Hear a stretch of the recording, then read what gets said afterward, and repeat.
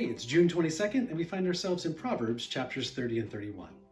Now, I can't tell you how many times I've heard someone claim that the Bible oppresses women. They claim that the Bible says a woman can't work outside the home. They claim that the Bible says a woman can't do anything without her husband's permission, and on and on and on.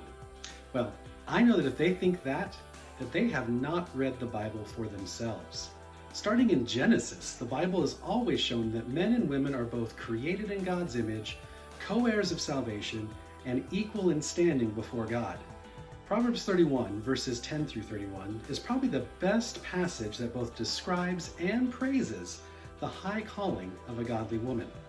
We see that she has the complete trust and respect of her husband. Her husband trusts her completely in verse 11. She is good to her husband in verse 12. And he is a respected leader, not a weak man in verse 23. Ladies, do not settle for a weak man. She provides and cares for her family and her home. She feeds her family in verse 15. She clothes her family, verses 13, 21, and 22. She runs the household, we find in verse 27. And she's not lazy. She does not waste time. She's appreciated by her family in verse 28.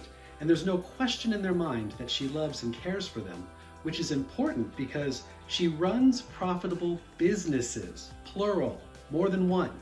She makes clothing, we find in verses 19 and 24. It's a home-based business at first. She sells what she has made with merchants in verse 18, and she buys property with the money she earned from what she sold in verse 16.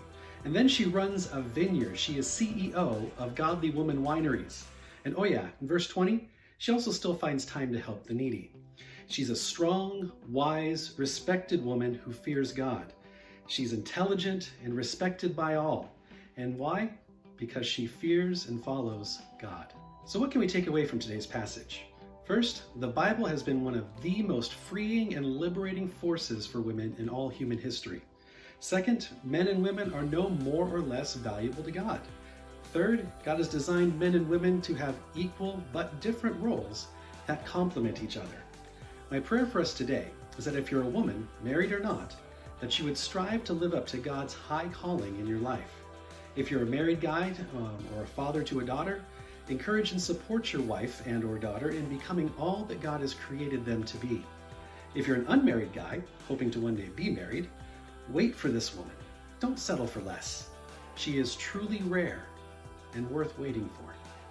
If you haven't done so already, please download our Through the Bible reading plan at asperiacommunitychurch.org/throughthebible. Thanks for watching, and I hope to see you again soon.